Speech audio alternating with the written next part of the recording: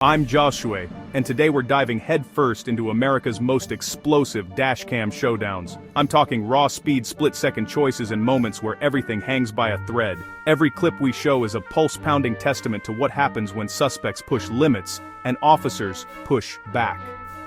These aren't stage scenes. These are real people, real danger, and the kind of chaos that forces decisions in a breath. You'll see freeway roars, rooftop standoffs, and the kind of tactical choreography that only comes from crisis. I'll break down what happened, why it mattered, and how split-second bravery changed the outcome. I can feel the roar through the audio as this pursuit kicks off. Engine howls, tires shrieking, a suspect determined to outrun consequence. In my head, I'm already counting the seconds between a safe maneuver and disaster. On a packed freeway, the margin for error is microscopic.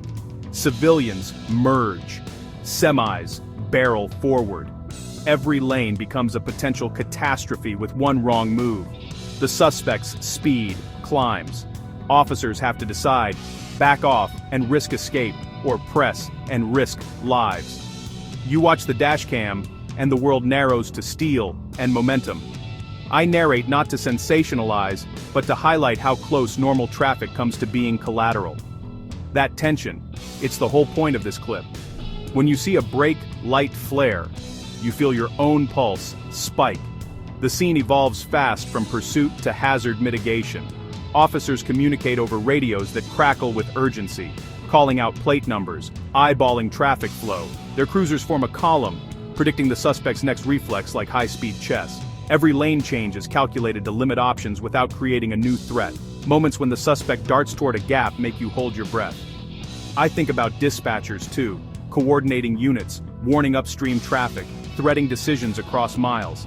That coordination is invisible but vital. The dashcam makes you complicit. You're riding shotgun with fate. A semi looms. Imagine the impact if that trailer was clipped. Officers anticipated. They nudge back, restricting speed, closing lanes to funnel movement. It looks terrifying on camera because it is terrifying in real time. Training meets improvisation. A ballet of hazard reduction at 80 miles an hour. When civilians panic and swerve, the risk multiplies. You see officers resolve when they take responsibility for containing mayhem. That shift, from chaos to managed response, makes the rest possible. At the heart of every freeway chase is a moral calculus. Is the suspect worth the risk? You hear it in radios, and see it on officers' faces. Sometimes supervisors decide, sometimes the officer on the wheel decides, hands white-knuckled. Those micro-decisions ripple outward, costing seconds or saving lives. This clip is textbook escalation, a pursuit that refuses to be contained by a single jurisdiction. You see the suspect flee under full sun. The chase stretches like a thread across county lines. Each jurisdiction brings different rules, different radio codes, different strategies, and it's amazing to watch how officers synchronize on the fly. I narrate this with urgency because the daylight makes everything visible. Civilian traffic, school zones, pedestrian crossings. The tension ramps because the chase's legal constraints evolve with geography. Officers call for pursuits to be continued, or handed off to the next county. Supervisors weigh liability versus public safety at intersections and county borders. As a viewer, you're watching not just a vehicle but a process being negotiated in real time. That negotiation shows up as pauses, rerouting, new units picking up the trail. The coordination is frantic but methodical. I always highlight the human side.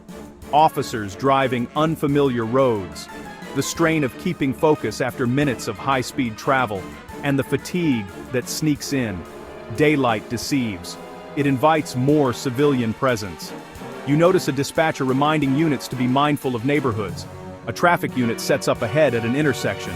That kind of foresight prevents a rolling disaster scene. The suspect bolts through small towns, misjudges turns, and leaves a trail of witnesses.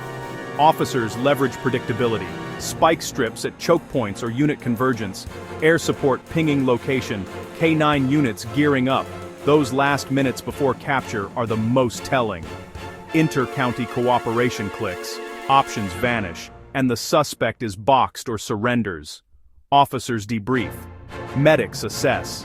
Safety eclipses county lines. The pursuit's length could have meant tragedy, but the combined response reclaimed public space. Daylight made it harder, yet easier to coordinate. Night changes everything, you know. I've seen good daylight chases become nightmares after sundown. Visibility collapses, streets take on new personalities, the city becomes a maze of shadows, alleys, narrow lanes, where a split-second misread can end lives. Grainy dashcam footage, headlights carved through fog, every traffic light feels like a gamble. Tight streets mean zero room for error, officers know it. Approaching intersections with extreme caution, headlights and spot beams, scanning building lines and doorways. The suspect uses darkness to their advantage, darting down alleys, exploiting blind corners. Risky maneuvers follow, close-quarter braking, tactical turns, careful positioning. Moments that matter. Asiwasi ko you were somewhere in gan saying and dan awin a sewer sil or et. Ansoin danan siboin that might be a pedestrian. A sudden brake light signaling peril. Radio chatter tightening as units clear routes. More witnesses on the sidewalks, officers balancing pursuit with protecting bystanders. Harsh neon light frames the ethical and tactical puzzle. Containment via city geography, parking lots, median barriers, one-way streets. Dashcam shows officers blocking exits. Suspect attempts desperate maneuvers, increasing exposure. Darkness amplifies fear but reveals training. Patrol beats, known choke points, the city's seams. Suspects get erratic under pressure, officers stay conservative. Near misses with pedestrians, near misses with parked cars. The line is thin between a controlled takedown and a public safety disaster. The officer's restraint prevents the worst outcomes. A takedown in the shadows feels cinematic but is brutal. Sudden pit, coordinated corner, arrest in a dimly lit courtyard, messy resolution, jackets, cuffs, flashing lights. Takeaway, darkness hides and reveals who is prepared. The city returns to its hum, but the dashcam keeps the memory alive.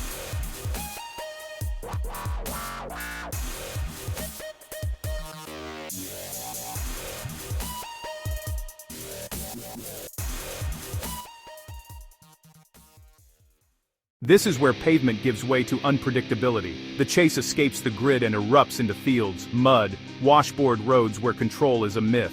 Dashcam angles tilt with every rut, and you can feel the vehicle's weight shifting as it careens down a farmer's lane. It's raw, tactile urgency. Dust, gravel, and danger. Officers adapt quickly. Standard road tactics don't always apply off pavement. You watch cruisers slow, adjust tire pressure mentally, and choose lines that avoid deep ruts or hidden gullies. The suspect's confidence crumbles on rough terrain. Steering becomes heavy, traction evaporates, and mistakes multiply. Those moments of loss of control are what officers anticipate and exploit. I narrate the sensory details because they matter. The crunch of gravel under tires, the cloud that hides a nearby fence, and the way visibility drops behind a dust plume. That dust becomes tactical cover for both sides, but it also hides hazards like livestock or deep ditches. Officers call for air support and coordinate with local landowners to anticipate obstacles. It's improvisation with a rural rulebook. Footage shows vehicles fishtailing, sliding toward embankments, and sometimes rolling, risks that make these pursuits perilous. Officers shift from high-speed tactics to measured containment, even surrendering speed to preserve life. They pick routes that limit velocity and shepherd the suspect toward a safer stop. The psychological toll shows: desertion of vehicles, frantic opening of gates, desperate attempts to hide in brush are common. Officers become trackers, not just drivers. K9 units, ATVs, and local deputies familiar with the land turn rural chaos into coordinated search. When the escape ends in the countryside, it often looks different. Quiet around an overturned car, the smell of dust, and the slow approach of officers who know to proceed cautiously. That hush after a violent run feels surreal. Rural pursuits remind us environment dictates tactics. Adaptation saves lives when asphalt ends and the wild begins.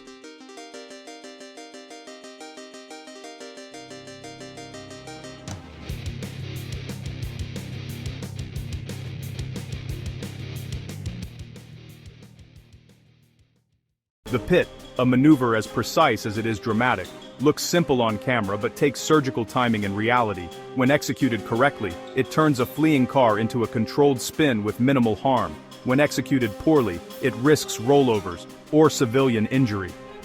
That razor edge is what makes the pit both feared and respected. I describe the seconds leading up to a pit like watching a tightrope walk. Officers select the angle. Officers match speed. They time contact so the suspect's rear end becomes a predictable rotation point.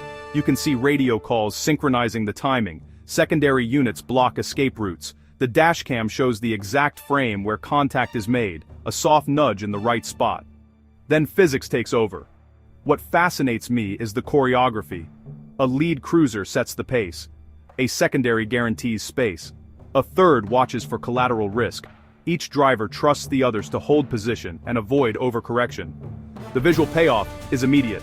The fleeing car spins, grazes a curb, and comes to rest facing the wrong way. Helpless. That moment of enforced vulnerability creates an arrest opportunity. Officers then move in. Weapons pointed, commands shouted, containment tightened. Training attempts to replicate this, but real-world variables complicate matters. Aftermath. Officers checking for injuries, medics clearing the scene, investigators documenting the maneuver, a tense pause as everyone confirms no civilians were harmed and that the pitee didn't create a bigger hazard. In many clips, a successful pit stops escalation. Finally, the pitee is controlled force, a tactical solution that mitigates greater danger. Watching on Dashcam, you appreciate split-second trust between officers. It's dramatic, it's mechanical, it's profoundly consequential. When it works, it's a textbook finish to chaos. There's a moment that changes the dynamic of any pursuit. The suspect decides to abandon the vehicle. The car stops, a door swings open, and suddenly the fight goes vertical. Units call a high-risk felony stop as the scene pivots to foot pursuit mechanics. Containment expands to the grid. Cruisers seal corners. Officers clear angles. K9 teams deploy on lead. Air or thermal eyes hand vectors to ground units, shrinking options with every second. Adrenaline spikes but calls stay crisp. Direction, description, distance. Vertical terrain changes risk. Officers manage angles to avoid crossfire and falls. A clear path and clear commands often flip the calculus. Surrender over a bad leap. Post-bailout, teams split. One for suspect care and custody, one for vehicle and scene integrity. From wheels to walls to wrists, the chase ends where training meets terrain.